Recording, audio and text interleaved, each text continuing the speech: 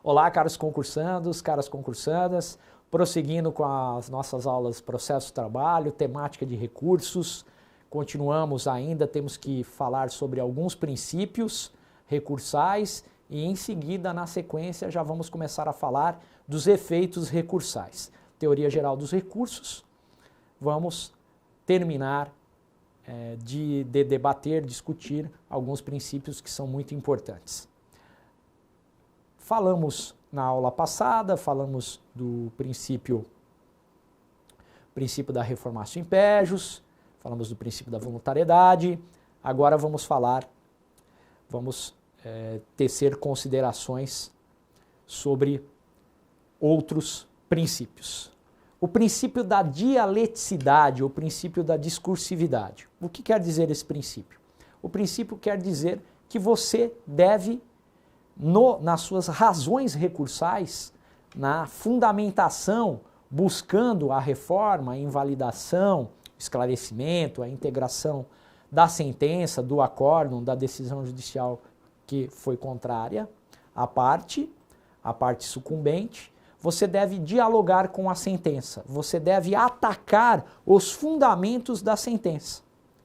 Veja, não cabe no recurso você simplesmente repetir as teses jurídicas que estão postas na petição inicial ou na contestação. Pelo princípio da dialeticidade, há necessidade de que o recurso seja fundamentado e que a fundamentação esteja diretamente relacionada, que ela ataque os fundamentos da decisão. O seu recurso é para demonstrar os equívocos da decisão que foi desfavorável à parte, ao seu cliente.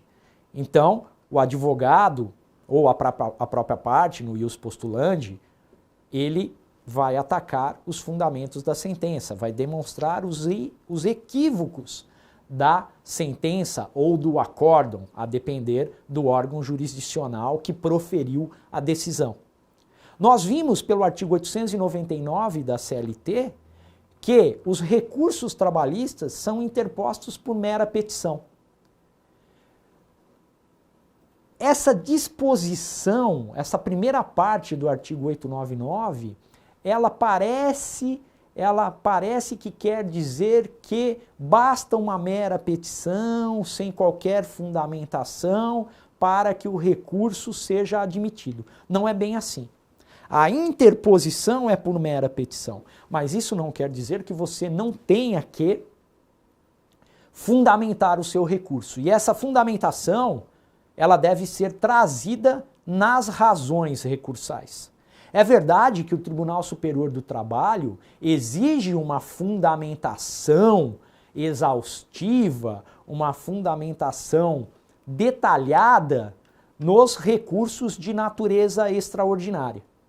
Contudo, existe até súmula do TST em que o TST coloca essa necessidade no recurso de revista, que é um recurso de natureza extraordinária, que é um recurso de natureza vinculada, em que se debatem questões de direito. Não é possível no recurso de revista do TRT para o TST debater questões de fato, matéria fática. É proibido o reexame de matéria fática em sede de recurso de revista. Assim como também é proibido no recurso especial para o Superior Tribunal de Justiça e no recurso extraordinário para o Supremo Tribunal Federal. Mas o princípio da dialeticidade exige a fundamentação do seu recurso, exige um diálogo com a sentença e ele tem que ser, na medida do possível, minudente, detalhista, exaustivo. Mesmo o recurso ordinário, mesmo os embargos de declaração, obviamente respeitadas as características especiais dessas espécies recursais. Então, eu peço que vocês venham ao quadro para que a gente possa fixar essas considerações. Princípio da dialeticidade ou discursividade e a interposição do recurso por simples petição. Veja, o recurso deve ser discursivo, dialético. O recorrente deve indicar as razões pelas quais a decisão será impugnada, pelas quais a decisão é impugnada. Não importa se esse recurso é um recurso próprio, dirigido ao órgão jurisdicional ad quem, ou se é um recurso impróprio, dirigido para o mesmo órgão jurisdicional, caso dos embargos de declaração. A parte tem que fundamentar o seu recurso. Se assim não o fizer, o recurso sequer será admitido, sequer será recebido. Tendo em vista o princípio, vem a indagação que eu falei para vocês, a questão da interposição por simples petição. Isso não quer dizer que o seu recurso deixará de ter a fundamentação necessária para convencer o órgão jurisdicional que analisará o recurso. Está vedado o recurso genérico ou aquele recurso que repete, um recurso que apenas repete o que está posto na petição inicial ou na contestação. Esta é a natureza dialética dos recursos. Uma vez bem entendido o princípio da dialeticidade, da discursividade, cabe falar aqui da questão dos prazos. A tempestividade dos recursos é um pressuposto de natureza objetiva, um pressuposto extrínseco dos recursos, pressuposto de admissibilidade extrínseco. Vamos estudar nas próximas aulas. Mas o que temos que saber é que o processo do trabalho tem uma uniformidade de prazos recursais. O prazo recursal uniforme do processo do trabalho, a grande maioria dos recursos trabalhistas, o prazo é fixado em 8 dias. A parte recorrente tem 8 dias para interpor o recurso e a parte contrária terá também 8 dias para apresentar suas contrarrazões. Os artigos que prevêem os recursos no processo do trabalho, na maior parte das vezes, dispõe sobre o prazo para interposição. Prazo de 8 dias, regra geral. Mas vamos ver que há também prazos diferenciados, que não os 8 dias. Contudo, essa questão da uniformidade do prazo em 8 dias, ela tem uma regra geral, uma regra legal que diz que se a lei, se a norma, melhor dizendo, a norma jurídica não trouxer o prazo, esse prazo será de 8 dias. Na omissão da norma jurídica, o prazo será de 8 dias. Artigo 6º da Lei número 5.584 de 1970. Nós, durante o curso, citamos muito essa lei. É importante que vocês façam a leitura dessa lei. É uma lei que tem em torno de 19 artigos, agora não me recordo exatamente, mas é uma lei com poucos artigos que merece a leitura, porque ela traz uma série de peculiaridades do processo trabalhista. Peculiaridades de todas as fases processuais, de vários institutos processuais, peculiaridades do processo do trabalho. E uma dessas peculiaridades é o artigo 6º, que uniformiza o prazo recursal trabalhista em 8 dias. No processo civil, o novo Código de Processo Civil uniformizou o prazo em 15 dias. No processo do trabalho, o prazo é de 8 dias. Vamos ao quadro. Aqui no quadro, prazo de 8 dias. Mas, como eu disse a vocês, há exceções. Os embargos de declaração, o prazo é de 5 dias. Em caso de recurso extraordinário para o STF, cabe recurso extraordinário no processo do trabalho, professor? Sim. Da decisão proferida pelo Tribunal Superior do Trabalho em recurso de revista, poderá ser interposto recurso extraordinário para o STF se essa decisão violar a Constituição Federal, violação direta, literal da Constituição Federal. No caso do recurso extraordinário, o prazo, tanto no processo civil, no processo do trabalho, o prazo será sempre de 15 dias. Algumas considerações importantes que afetam a questão dos prazos de recurso, que nós já estudamos na aula de prazo, mas vamos relembrar e reforçar a inexistência de prazo em dobro para a manifestação das partes no processo trabalhista. Não se aplica o artigo 229 do CPC. Entendimento que já era solidificado na égide do CPC de 1973. A orientação jurisprudencial número 310 da seção de dissídios individuais número 1 do TST já dizia e continua a dizer que não se aplica o prazo em dobro no caso de litisconsortes que têm procuradores diferentes. O artigo 180 do novo CPC diz que o Ministério Público terá prazo em dobro para se manifestar nos autos. No CPC anterior, no caso dos recursos, também era em dobro. Mas vejam, há uma diferença importante aqui, pessoal. O Ministério Público terá prazo em dobro para se pronunciar acerca de qualquer ato processual praticado. Sempre o prazo do MP será dobrado. No caso dos recursos não é diferente. Mas não só para o MP interpor recurso como principal interessado ou como terceiro interessado, como também para contraarrazoar os recursos interpostos pela parte contrária.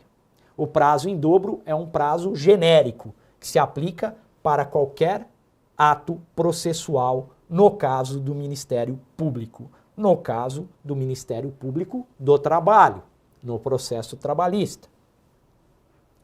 A instância única, eu comentei com vocês já falando que as causas de até 2 salários mínimos, procedimento sumário, não admitirão recurso, salvo, e esse salvo é um salvo que tem duplo aspecto. A doutrina entende que se essa decisão, que é uma decisão proferida pelo juiz trabalhista em primeiro grau de jurisdição, a sentença, se ela violar a Constituição, diz a doutrina que caberá recurso extraordinário diretamente para o STF, sem passar pelo Tribunal Regional do Trabalho, sem passar pelo Tribunal Superior do Trabalho. Mas o próprio TST tem uma jurisprudência em que diverge deste entendimento. Então eu peço aí para vocês, até para vocês, aqui fazendo uma meia-culpa, peço que vocês anotem e tomem cuidado, porque da maneira que eu coloquei, dá a entender que esse entendimento é um entendimento jurisprudencial. E, na verdade, esse salvo se atém ao entendimento da doutrina e não da jurisprudência. Primazia da decisão de mérito, norma fundamental no novo Código de Processo Civil, que se aplica ao processo trabalhista, e aqui eu trago exemplos em que o novo CPC remove obstáculos de ordem processual meramente formal, a fim de que os juízes, os magistrados, os juízos resolvam o mérito da causa. Então, o CPC vai dizer que é possível sanar vícios processuais, no artigo 932, o juiz não poderá extinguir o processo sem julgamento do mérito, antes ele vai ter que oportunizar às partes a possibilidade de saneamento, a possibilidade de realizar ou repetir o ato processual, artigo 938, parágrafo 1º. O preparo, no caso, o novo CPC diz que a insuficiência do valor do preparo não causa deserção, pessoal. É necessário, é possível, antes de o juiz recusar o recebimento do recurso por insuficiência do valor do preparo, O tribunal, o órgão que analisa o recurso, ele deverá, né, o juízo que fizer, o magistrado que fizer o juízo de admissibilidade, terá que oportunizar à parte a complementação do valor do preparo, no prazo de 5 dias. Se o recurso for tempestivo e houver algum defeito formal que não se repute grave, o Tribunal Superior do Trabalho poderá permitir o saneamento ou até mesmo desconsiderar esse defeito, a fim de julgar o mérito. Veja, aqui eu trago uma hipótese do processo trabalhista, não é nem do CPC, é do processo do trabalho. Artigo 896, parágrafo 11 da CLT. Esse parágrafo ele foi incluído na reforma do processo do trabalho, uma mini reforma do processo do trabalho, no que se refere aos recursos extraordinários, aos recursos do Tribunal Superior do Trabalho, ao incidente de uniformização de jurisprudência no processo do trabalho. Esse parágrafo 11 foi acrescido ao projeto de lei encaminhado pelo TST. O Congresso Nacional trouxe esse parágrafo para amenizar o rigor formal na análise da admissibilidade dos recursos extraordinários. No caso, recurso de revista e recurso de embargos no Tribunal Superior do Trabalho. Acerca dos princípios, os mais importantes foram trazidos e foram debatidos. Eu me estendi, fui minudente na análise desses princípios, porque eles são muito importantes. Eles valem para o processo do trabalho, provavelmente nas aulas do PCI sobre processo civil, e vocês estarão aqui conosco, com os meus colegas professores de processo civil, esses princípios serão novamente debatidos e trazidos a vocês. Terminado o assunto princípios, vamos falar dos efeitos recursais. Primeiro efeito, são vários os efeitos, mas os mais importantes gravitam em torno da discussão da devolutividade, da devolução e da suspensão da eficácia das decisões judiciais proferidas. Eu me refiro ao efeito devolutivo e ao efeito suspensivo dos recursos. Todos os recursos interpostos têm como efeito automático, e isso vale para os recursos ordinários e para os recursos extraordinários, a questão afeta a devolutividade. No caso do processo do trabalho, anotem aí, isso é muito importante. Como regra geral, os recursos trabalhistas serão recebidos no efeito meramente devolutivo. É o que nos diz o artigo 899 da CLT. Excepcionalmente, poderei ter o efeito suspensivo no processo do trabalho. Contudo, o efeito suspensivo, ele é previsto em lei. Com exceção do dissídio coletivo, nós vamos ver, em que há previsão expressa da possibilidade de efeito suspensivo, a CLT, a Legislação Processual do Trabalho, não vai trazer nenhuma disposição acerca de efeitos suspensivos dos recursos trabalhistas. Aí vem a jurisprudência e cria hipóteses em que é possível o efeito suspensivo.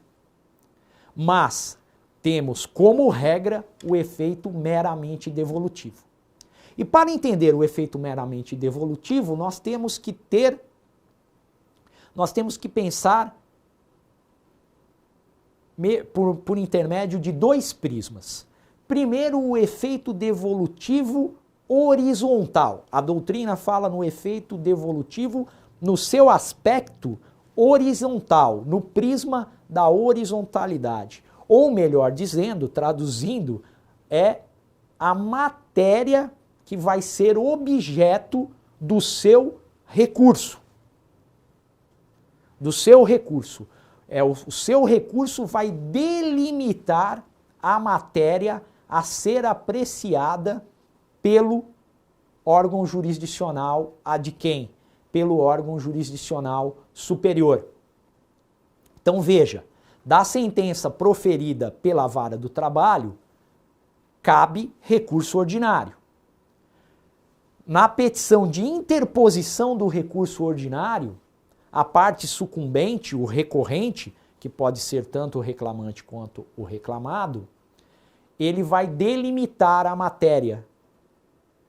Qual a parte da sentença que é o objeto do recurso? Suponhamos que numa reclamação trabalhista individual típica, o juiz condene ao pagamento de salário, ao pagamento de horas extras, ao pagamento de adicionais noturno de insalubridade e ao pagamento de danos morais em virtude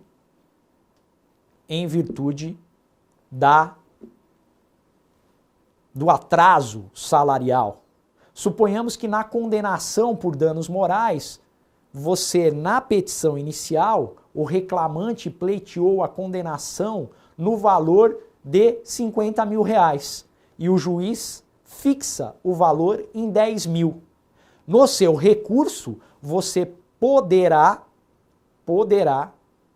né, no seu recurso, você poderá recorrer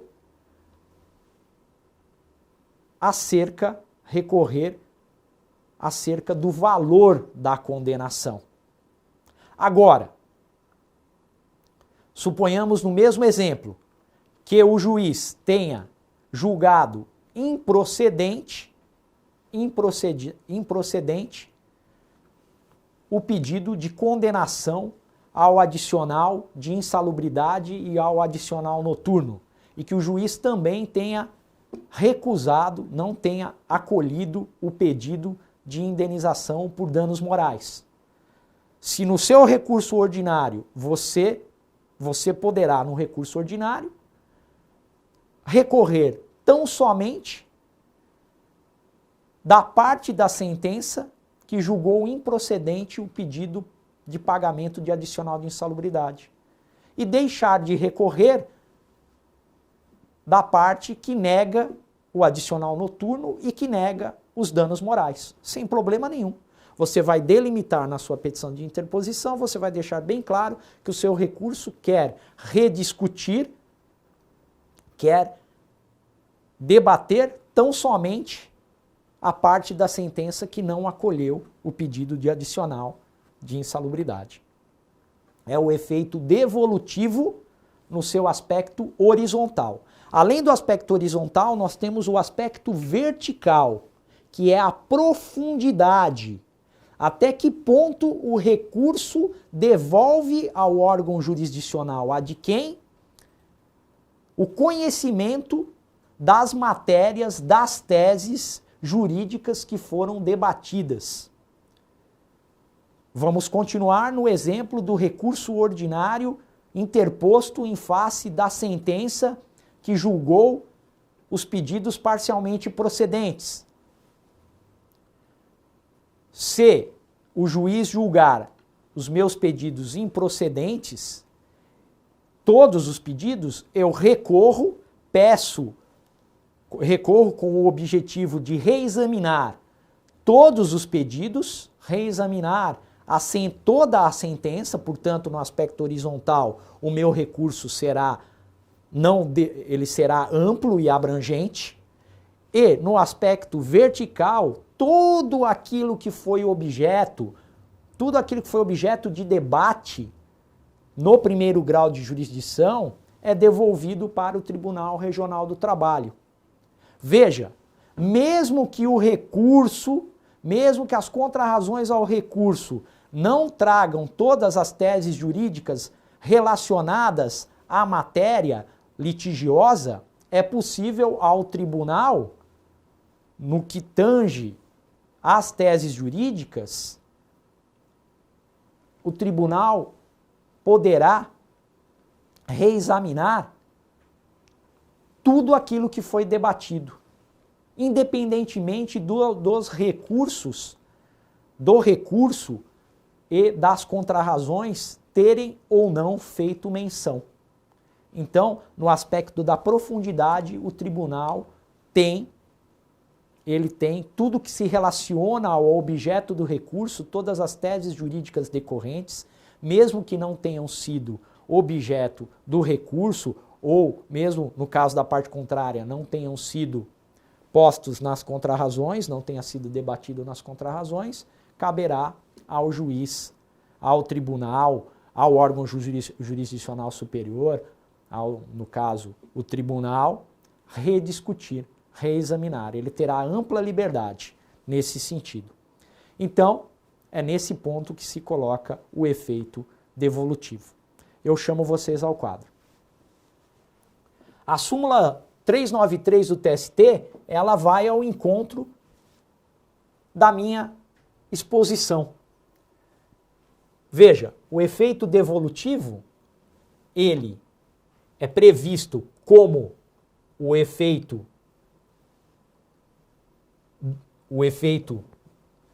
dos recursos trabalhistas, no artigo 899, a regra é o efeito devolutivo, 899 da CLT, e também vai ser aplicado o artigo 1013, parágrafo 1º do novo CPC.